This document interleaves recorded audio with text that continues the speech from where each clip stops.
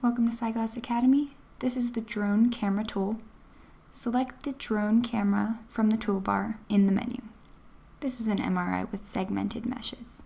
The drone camera tool is useful for giving presentations or taking videos in a third-person perspective. The drone camera tool will have this stick on the top of your controller. Use the radial menu to move up and down to the desired width away from you, and then pull the trigger to drop the camera.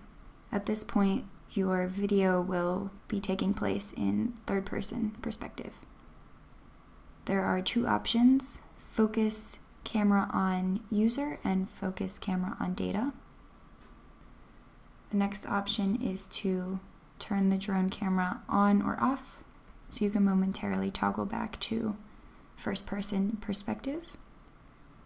And to adjust the location of the camera, just reach out and pull the trigger and then use the up and down arrows to adjust the height.